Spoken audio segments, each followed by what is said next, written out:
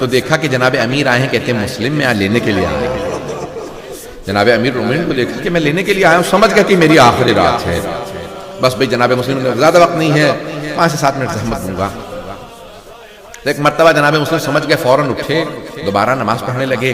اتنے میں دیکھا کہ کچھ آوازیں آ رہی ہیں، تو فوراً اس مومنہ نے آگے کہا کہ میرا بیٹا وہ آپ کا ماننے والا نہیں ہے، وہ عبید اللہ بن زیاد کے ساتھ ہے۔ اسے جب پتہ چلا کہ آپ گھر میں ہیں، اس نے جا کے فوراً مخبری کر دی، لوگ آ گئے ہیں، آپ رک جائیے، باہر فوج ہے۔ جناب مسلم نے عقیل نے کہا تو نے مجھ پہ احسان کیا تھا، مجھے پناہ دی تھی، میں احسان کا بدلہ ایسے نہیں لوٹاؤں گا کہ تیرے گھر پہ میری وجہ سے حملہ ہو جائے۔ فوراً تلوار کھینچی، صحن میں آ گئے، باہر گلی میں آ گئے۔ جیسے گلی میں آئے، 300 یا 400 کا ایک لشکر تھا، بٹالین تھا، سب سے مقابلہ کرنے لگے، بہت طاقتور جری تھے، مقابلہ کرنے لگے، جو قریب آتا اسے گریبان میں ہاتھ ڈال کے چھت پہ پھینک دیتے، ہر ایک کو قتل کرتے رہے۔ اس نے دوبارہ کہا مجھے ایک اور فوج کا لشکر بھیجو۔ جب تیسری مرتبہ اس نے فوج منگوائی، کہا ایک آدمی کو گرفتار کرنے کے لیے تم نے تیسری چوتھی دفعہ فوج منگوائی ہے، کیا سمجھتے ہو کہ کیا معاملہ؟ کہا یہ کوئی کوفے کا بقال نہیں ہے، یہ علی کا پالا ہوا ہے، یہ حیدر کرار کا پلا ہوا ہے، اسے جعفر طیار اور حیدر کرار نے جنگ کرنا سکھائی ہے، اسے کوئی شکست نہیں دے سکتا۔ اب کہا کیسے گرفتار کیا جائے؟ کہا کہ دھوکہ دے کے۔ تو انہوں نے گڑا کھودا، اس پہ گھاس رکھی اور کہا کہ مسلم آ جائیے، ہم آپ کو، جیسے ہی وہ حملہ کرنے کے لیے آگے بڑھے تو ایک مرتبہ اسی گڑھے کے اندر گر گئے۔ جب گر گئے تو چاروں طرف سے انہوں نے کہا کہ مسلم ہم آپ کو امان دیتے ہیں، آپ اپنی تلوار دے دیجیے۔ جناب مسلم نے کہا قسم کھا کے کہو کہ تم امان دیتے ہو۔ تو انہوں نے کہا ہم لا الہ الا اللہ کہہ کے کہتے ہیں کہ ہم قسم کھاتے ہیں ہم آپ کو پناہ دے رہے ہیں۔ جناب مسلم نے جیسی تلوار پھینکی، وہ چاروں طرف سے گلے میں زنجیریں ڈالنے لگے۔ تو جناب مسلم نے ایک مرتبہ آنکھوں سے آنسو بہنے لگے کہ ھذا اول الغدر، یہ پہلا دھوکہ ہے، تم نے قسم کھا کے اللہ کی مجھے دھوکہ دے دیا ہے۔ ایک مرتبہ جب وہ گرفتار کر کے لے جانے لگے تو جناب مسلم کے لب کٹے ہوئے تھے، مسلسل لوگ تیر مار رہے تھے، تلواروں کے وار تھے، لب کٹ گئے تھے، ان کی لپس جو ہیں وہ کٹ، اب ہاتھوں میں سارے جسم میں زنجیریں ہیں، لے جا رہے تھے۔ جیسے ہی دارالامارہ کے دروازے پہ پہنچے، بس سن لیجئے گا مصاحب کو، دارالامارہ کے دروازے پہ پہنچے تو دیکھا وہاں پہ ایک مولا کا ماننے والا ہے۔ کہا کہ آپ مسلم نے عقیل نہیں ہے؟ کہا ہاں میں مسلم نے عقیل ہوں۔ کہا میں علی کا ماننے والا ہوں، کچھ چاہیے؟ کہ اگر ہو سکے تھوڑا پانی پلا دے، میں بہت پیاسا ہوں۔ اس نے ایک ظرف میں پانی دیا، کہ پانی پی لیجئے۔ جناب مسلم نے پیالہ تھا، جیسے پیالہ رکھا نا پانی پینے کے لیے، تو آپ کے جو لبوں سے خون بہ رہا تھا اس میں گرنے لگا۔ آپ نے کہا یہ آلودہ ہو گیا ہے، تو آپ مجھے صاف پانی دے دو، اس میں بہت زیادہ خون آ گیا ہے۔ اس نے دوبارہ پانی دیا، دوسری مرتبہ دیکھا پھر اس میں خون آ گیا۔ کہا کہ شاید خدا کو یہی منظور ہے میں بارگاہ میں، اس کی بارگاہ میں پیاسا جاؤں، یہ پانی لے جاؤ۔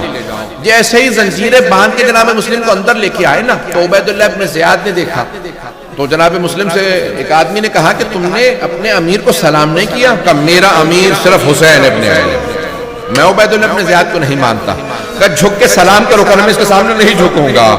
ایک مرتبہ کہا کوئی آخری حسرت ہے؟ کہ ہاں، آنکھوں میں آنسو۔ کہ کیا بات ہے، موت سے ڈر رہے ہو؟ کہ نہیں، میں نے اپنے مولا کو خط لکھا ہے، مولا کوفے چلے آئیے، لیکن مجھے اب احساس ہو رہا ہے یہ کوفہ اس لائق نہیں، حسین آ جائے۔ کہ لیکن تمہارے مولا حسین تو بہت دلیر ہے، بہادر ہے، شجاع ہے، ساتھ میں عباس ہے۔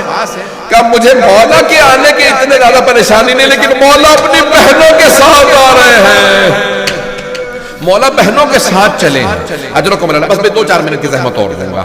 بس بھئی بعض بزرگ علماء نے ایک روایت لکھی ہے، وہ کہتے ہیں کہ وہاں جناب سید الشہداء کی کیفیت بدلنے لگی۔ جناب عباس نے پوچھا مولا کیا بات ہے؟ تو مولا نے ایک مرتبہ ہاتھ کی 2 انگلیاں اٹھائیں کہ عباس ذرا انگلیوں کے درمیان میں دیکھو۔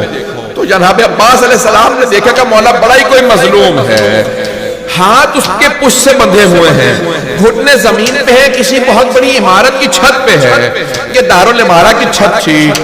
کہا مولا اس کا بھی جلاد سر قلم کرنے والا ہے۔ جلاد نے تلوار اٹھا رکھی جی، دیکھا نیچے ایک بیوی برقع پوش کھڑی ہے، دامن پھیلا رکھا ہے۔ جناب سید الشہداء نے کہا عباس ذرا غور سے دیکھو۔ جناب عباس نے دیکھا کہ مولا یہ میرا بھائی مسلم ہے، مولا مجھے پہنچا دیجئے اعجاز سے، میں اپنے بھائی کا دفاع کروں، میرا بھائی تنہا ہے۔ ایک مرتبہ تلوار چلی، سر قلم ہوا، زمین پہ گرا۔ کہ مولا کوئی بی بی ہے کہ یہ میری ماں ہے؟ اجرکم اللہ، اجرکم، میں نے تمام کر دیا۔ ایک مرتبہ جناب مسلم کے جسد کو کوفے کے سارے بازاروں میں پھیلایا گیا۔ میں تمام کر دیتا، لیکن یہاں جناب مسلم کی شہادت مکمل نہیں ہوتی۔ میں ہاتھ جوڑ کے کہوں گا ذرا 2 منٹ کے لیے میرے ساتھ چلیے۔ کہاں چلیں گے؟ راستے میں ابھی مکے سے جناب سید الشہداء کوفے کے لیے، کربلا کے لیے چلے ہیں۔